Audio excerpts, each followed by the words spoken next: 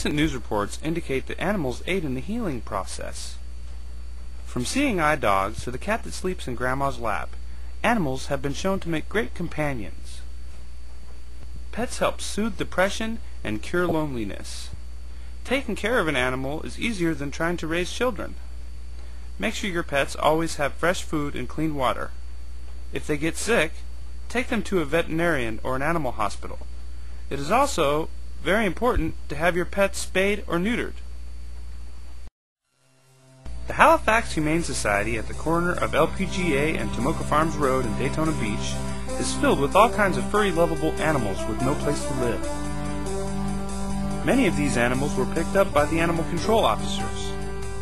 With so many animals coming in, there is no room for the animals already at the facility, so to make room for the new animals, many of them are put to sleep. Behind this door lies the fate of a man's best friend and companion.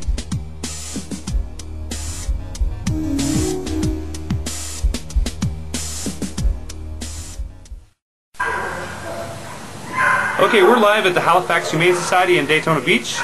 With us now is Kate Thomas, Humane Education. Do people bring their animals here when they don't want them anymore? Yes, they do. That happens every day. At our Humane Society last year, thousands of people brought their dogs and cats here because they could no longer take care of them or they just didn't want them anymore. If they have a change of heart, can they get the animals back? They usually can, but it depends. Why did they bring them in the first place? Have things changed? So it depends, usually. How long does it take to find a home for one of these animals? It depends on that too.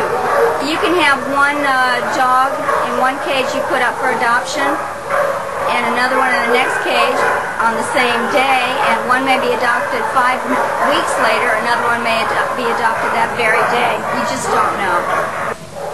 How long do you keep them before you put them down? It depends. When, like, a stray is brought into the shelter, and they're brought in by nice people that pick them up by the side of the road and rescue them from such horrible fates out there, or they're brought in by animal control. When they're brought into us, a lot of them are lost, and we like to get a lot of the lost ones back to their home. The rest of them, what we do is we hold them for a minimum of 3 days, and then we evaluate who goes up for adoption and who doesn't. They can't all go up for adoption because there are simply too many dogs and too many cats. So what we do is we put the nice ones up for adoption and the healthy ones up. And the rest are euthanized, and that means put to sleep in a kind manner. They're euthanized because there are too many. How much does it cost this facility to house an animal for 1 day? I don't know. It's got to be very expensive because we have staff that does extensive cleaning. Cleanliness is very important here. The animals deserve it, and it's a way of protecting them from viruses and bacteria and that sort of thing. We have people feeding them. We have shots that we give them. They're wormed when they first come here. I don't know how much it costs, but I can tell you this: we're a non-profit. We get no money from the state. We get no money from United Way. It is simply fees and donations. That's where our money comes from. So we have a lot of nice people in the area that do like animals, because I think we have a real good humane society here. How do you go about adopting an animal? Well, good for you for thinking of adopting from a humane society. By adopting from a shelter, that helps homeless animals, as opposed to if you bought from a pet shop or the flea market or somewhere like that. That would be encouraging more breeding. If you came to a humane society, you'd be helping the animals. So good for you for coming. And what you do is look around and see who appeals to you. You'd interact with them. You talk with some people here. You keep looking till you find the one that is right for you. And that can mean maybe that very day. That can mean 6 months down the road. It might also mean that actually adoption isn't right for you at this point in time. For example, if you have kids, 2 babies, and one child is like 2 years old and one is 1 year old and 3 years old, what in the world are you thinking of getting a puppy for? You know, think about it. Wait till they get older. Perhaps that might be better for you. So we like to help people make a very good decision because we want everybody happy, and we want these animals in lifetime homes, not just some place that's going to dump them again. We want this a forever home for each one of them. That's what they deserve.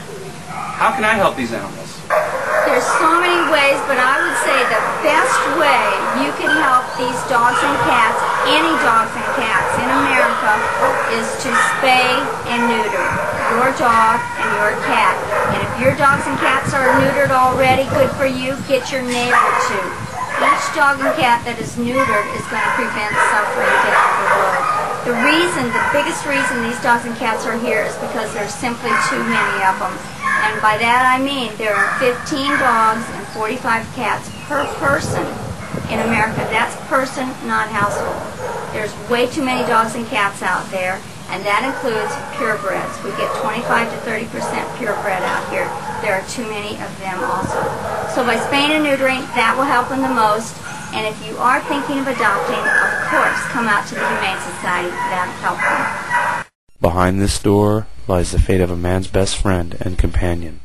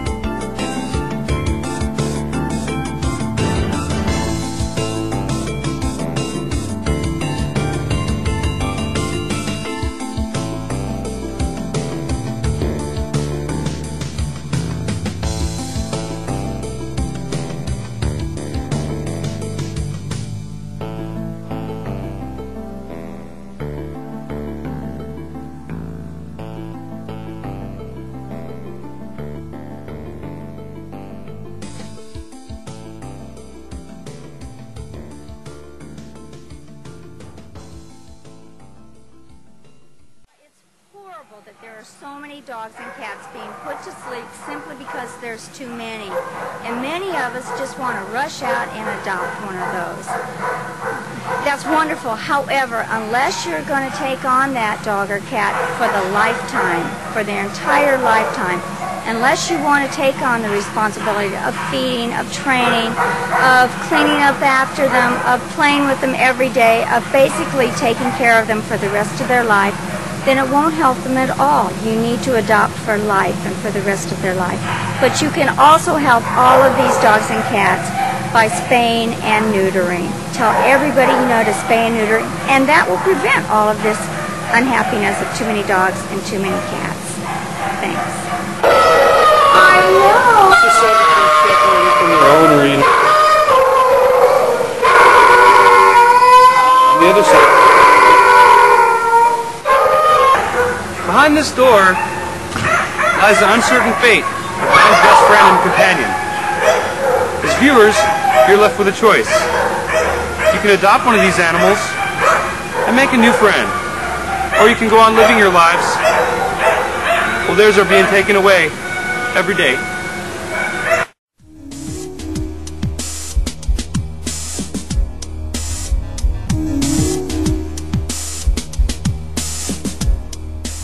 This is James Toney reporting live from the Halifax Humane Society in Daytona Beach.